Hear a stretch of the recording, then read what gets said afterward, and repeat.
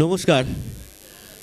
বিদ্যুৎ ভবনে উপস্থিত বরেণ্য শ্রোতৃমণ্ডলী, আপনারা খনাদা, মাতাল মাড্ডি এবং অতনু বর্মনের প্রণাম গ্রহণ করুন। আমি কোথাও একা যাই না, আমার সঙ্গে সবসময় দুজন থাকেন, খনাদা আর মাতাল মাড্ডি। এখানে আমি একা আসিনি, খনাদাও এসেছে, মাতাল মাড্ডিও এসছে। তো এতক্ষণ রাঘবের গান হচ্ছিল, আমরা শুনছিলাম, আপনারা শুনছিলেন, খনাদাও শুনছিল, মাতাল মাড্ডিও শুনছিল। তো কথায় কথায় মাতালকে বললাম, আচ্ছা মাতাল তুই গান জানিস? ব্যাস, পাগল আর মাতালকে সাঁকো নাড়াতে বারণ করলে যা হয়, মারাং বুড়ো চটরে হাতে লেকান গোড়ো গয় কানা কো বল। ঠিক আছে ঠিক আছে মাতাল, বলছি কি এগুলো তো সব তো ট্র্যাডিশনাল সাঁওতালি গান, তুই বাংলা গান জানিস না? কত সুন্দর সুন্দর বাংলা গান আছে আমাদের। বাংলা গান? আরে আমি বাংলা গান শুনি না রে। বাংলা গান শুনিস না কেন? এ বাংলা গানের কথার কোনো মাথাও নাই রে, মুন্ডও নাই রে। বলে কি উল্টো পাল্টা বলছিস? বাংলা গানের কথার মাথা মুন্ডু নাই? আরে সেদিন একটা গান শুনলাম, বলছে বলছে যদি কাগজে লিখো নাম কাগজ ছিঁড়ে যাবে। তারপরে বলছে যদি পাথরে লিখো নাম পাথর খইয়ে যাবে। তারপরে বলছে যদি হৃদয়ে লিখো নাম কি? বললাম সে নাম রয়ে যাবে। হ্যাঁ তোর মুন্ডু, এই সালা হার্ট অ্যাটাক হয়ে যাবে রে। মিরাক্কেল আক্কেল চ্যালেঞ্জার 2-তে একটা ছেলে বেশ কিছুদিন পরে এসেছিল, কিন্তু কিছুদিনের মধ্যেই সে প্রবল জনপ্রিয় হয়ে ওঠে। এমনকি সব থেকে কালো কে এই প্রতিযোগিতায় সে চ্যাম্পিয়ন পর্যন্ত হয়েছিল। তারপর থেকে যখনই মিরাক্কেল হয় তাকে তবলা বাজাতে দেখা যায়। চিকুকে মনে আছে তো? হ্যাঁ, হায়ার সেকেন্ডারি পরীক্ষা দিয়েছিল, ফেল করেছে। তো মার্কশিটটা নিয়ে যখন বাড়িতে এলো, ওর বাবা বললো হারামজাদা পাশের বাড়ির মালতীকে দেখ, স্টার পেয়েছে, মালতীকে দেখ। মালতীকেই তো দেখতাম বাবা। আমি একটা স্কুলে পড়াই, তা আমার একটি প্রিয় ছাত্র আছে, তার নাম হাবুল। হাবুল কাঠ বাঙাল। এমনিতে হাবুল খুব ভালো ছেলে, কিন্তু অমনিতে একটু গণ্ডগোল আছে। ক্লাসে যখন স্যার পড়ান, তখন স্যারের পড়ানোর ফাঁকে ফাঁকে হাবুলের কিছু না কিছু একটা বলা যায়। তো একদিন ফিজিক্সের ক্লাস, স্যার পড়াচ্ছেন। তোমরা ভাবতে পারো স্যার আইজ্যাক নিউটন, মাত্র 25 বছর বয়স, একটা আপেল গাছের নিচে বসে আছেন। এমন সময় ওপর থেকে খসে পড়লো একটা আপেল, আর সেইটা দেখে স্যার আইজ্যাক নিউটন আবিষ্কার করে ফেললেন মাধ্যাকর্ষণ তত্ত্ব। তোমরা ভাবতে পারো মাত্র 25 বছর বয়স।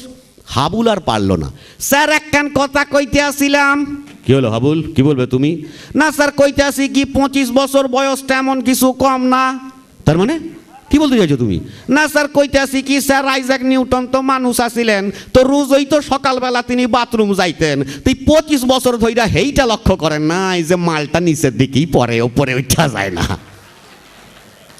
আমার ফ্রেন্ড ফিলোসফার অ্যান্ড গাইড খনাদা, খনাদা খুব রসিক মানুষ, আপনারা তো জানেন। তো খনাদার স্ত্রী মানে আমাদের বৌদি, তিনিও কম রসিকা নন। তা একদিন দুপুরবেলা খনাদা তখন অফিসে, বৌদি খাওয়া দাওয়ার পর সবে দিবানিদ্রার আয়োজনটুকু করছেন। এমন সময় বাইরে একটি ফেরিওয়ালার গলার আওয়াজ পাওয়া গেল। ঘরে ভাঙাচোরা ফাটাফুটো লজ্জরে পুরনো মাল থাকলে বলবেন গো। বৌদি বললেন অফিস থেকে এখনো ফেরে নাই, তুমি বিকেলে এসো। আমি বাঙালি, আপনারা সবাই বাঙালি। এই বাঙালিদের মধ্যে যারা বাঙালিনী অর্থাৎ বাঙালি মহিলা, এখানে অনেক বাঙালিনী রয়েছেন, আমি সেই বাঙালিনীদের অর্থাৎ বাঙালি মহিলাদের চোখের সামনে এবার মেলে ধরবো একটি জাদু আয়না, একটি মায়া দর্পণ। এই আয়নায় বাঙালিনী অর্থাৎ বাঙালি মহিলারা তাদের নিজেদের প্রতিবিম্ব দেখতে পাবেন, কম বেশি হলেও পাবেন। আমি মেলে ধরছি বাঙালিনীর জাদু আয়না।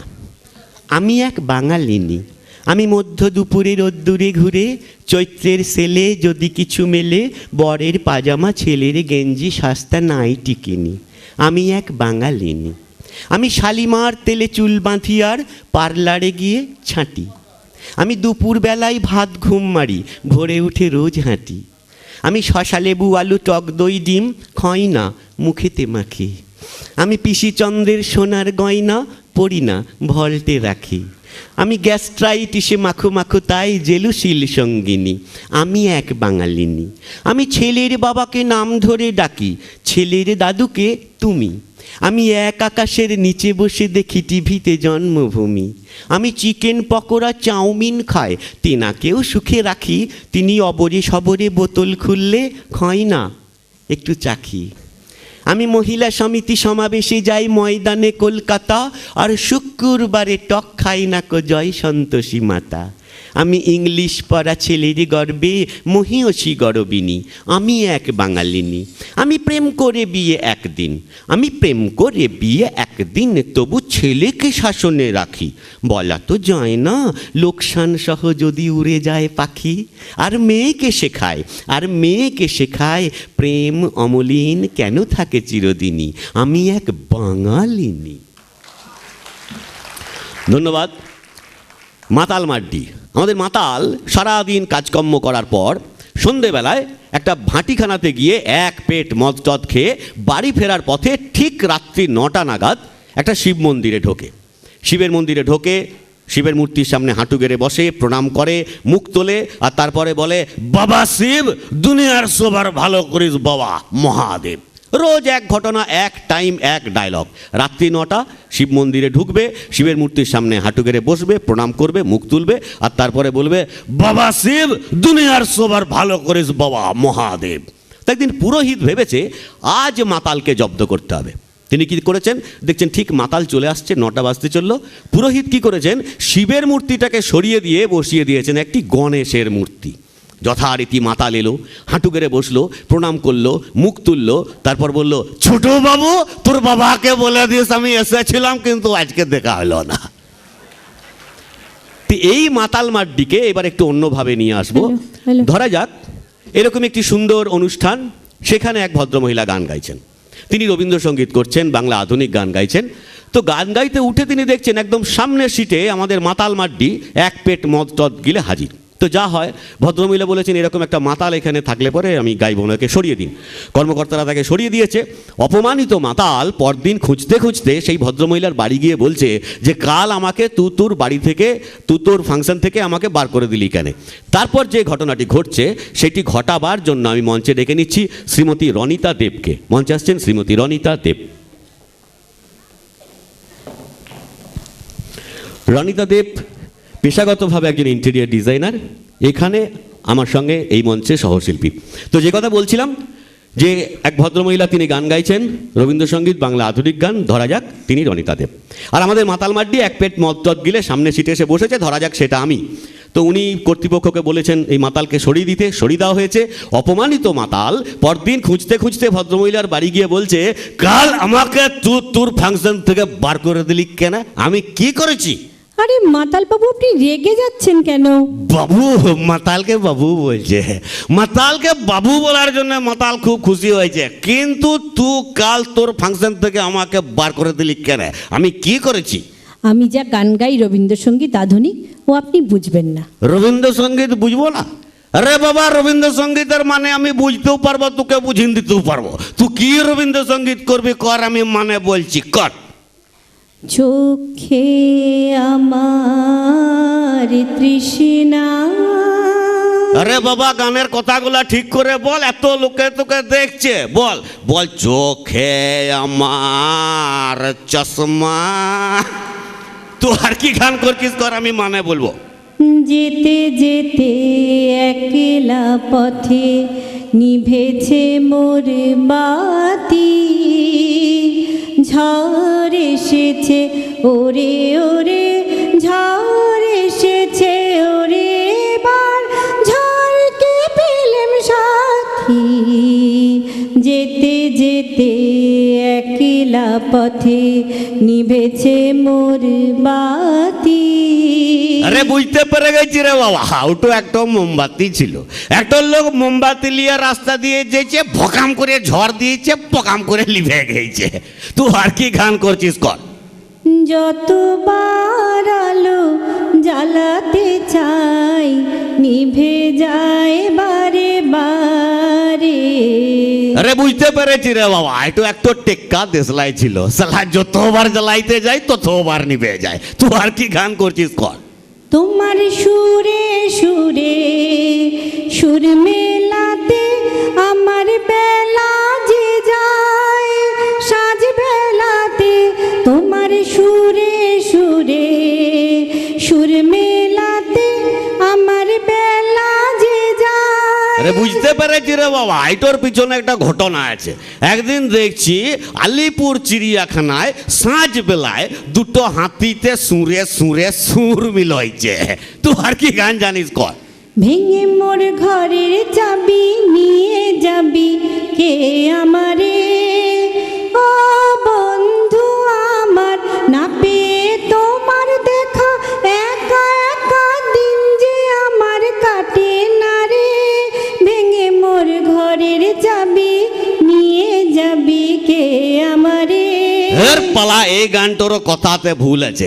আরে বাবা, চাবি কখনো ভাঙা যায়? হ্যাঁ, ওটা হবে ভেঙে মোর ঘরের তালা, ওরে শালা গেলি কোথা। তুই আর কি গান জানিস কর?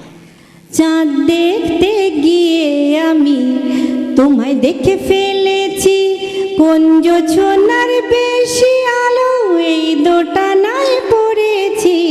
চাঁদ দেখতে গিয়ে আমি তোমায় দেখে ফেলেছি। আরে বুঝতে পেরেছি, ওই লোকটা টেরা ছিল বাবা, চাঁদ দেখতে গেছে, চাঁদা মাছ দেখে ফেলেছে। তুই আর কি গান করছিস কর? এই রাত তোমার আমার, ওই চাঁদ তোমার আমার, শুধু দুজনে এই রাত শুধু যে গানে।